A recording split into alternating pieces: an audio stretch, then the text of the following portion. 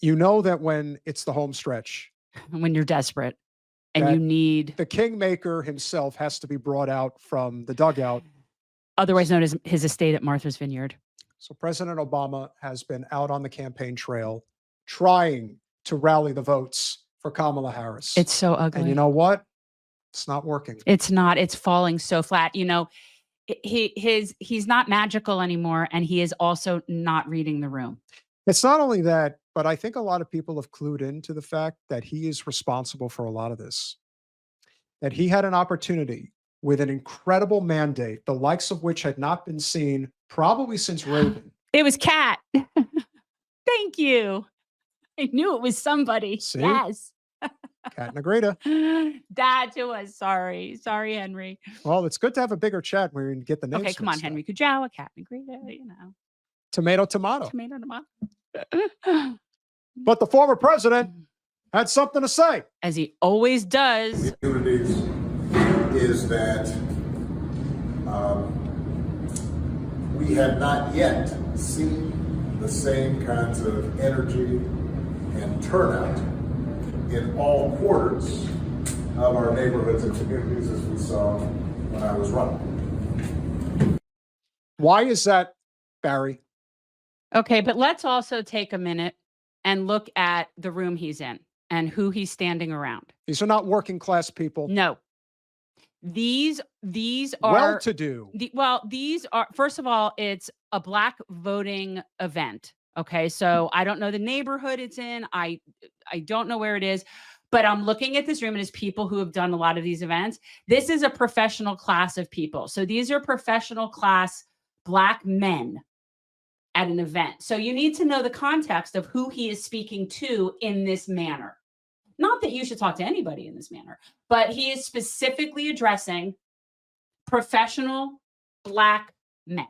Okay, continue. Now, I also want to say that that seems to be more pronounced with the brothers. So if you don't mind, just for a second, I'm going to speak to y'all directly and say that when you have a choice that is this clear. Is it though? But is it? And this is the reason I wanted to play this clip in particular. I just feel like we can't do it as good a justice as Tim can get away with doing it. The way that he said brothers, it was as if a honky white man was making that. See, this is what I'm saying. It doesn't land as well from us as it does from Tim. But I will say this. The fact that he's talking as if he were raised like that, but with that kind of lingo, when he wasn't. It just sounded so out of place. It is, because it's not organic for him at all. He was not raised that way. And that's why Tim did a great show. He's like, you talk like that, but he wasn't raised that way. And that's the thing that I think might offend a lot of people that were raised that way. And what you end up doing, hey, look, Obama did what he wanted to do. Although Kamala went and spoke with that Southern accent like the other. But listen, Kamala's even worse than Hillary. Oh, yeah. Hillary got chastised because she tried to throw the Southern accent at them. They're all horrible. But they forgot to let her know that only I'm the one who's actually from the South. She's from Chicago. Yeah. And at the end of the day, Kamala goes to all these events. It's like, and she has used about 4 or 5 different accents already. It's so ridiculous because the truth is, I don't think she knows. She's so amorphous and vapid.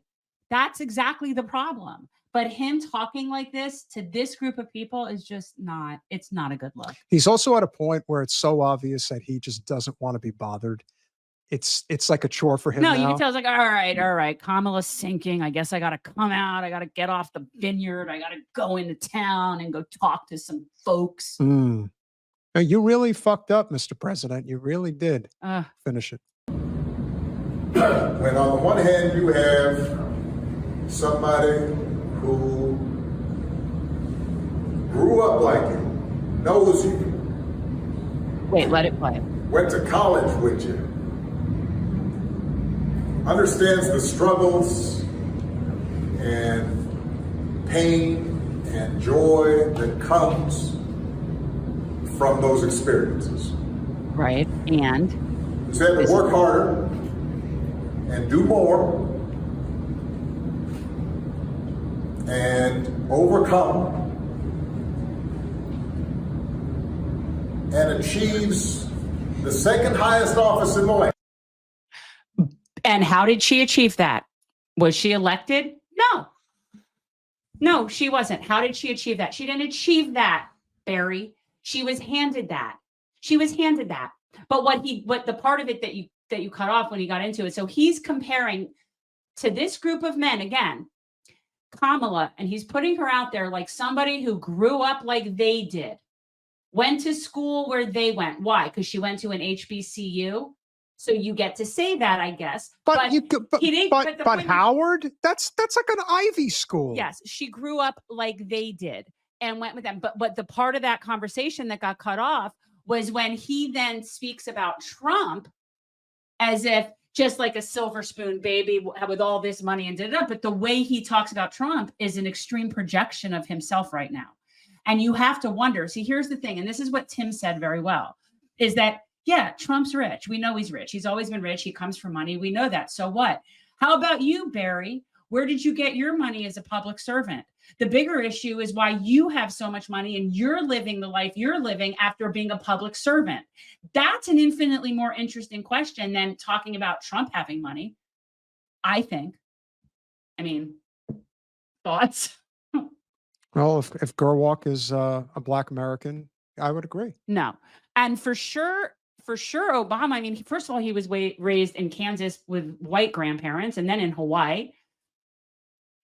Kamala was raised in an Indian neighborhood in Canada. So no, I don't know who he's talking about who grew up where you would call people brothers. It's just gross. It's so pandery and disgusting. And who knows how far he would have gotten in the first place, because one of the things that really boosted him in particular in 2007, 2008 was the whole birther thing. But you know who started the birther conspiracy? That's funny. Full circle moment. Yeah. Hillary Clinton started that one.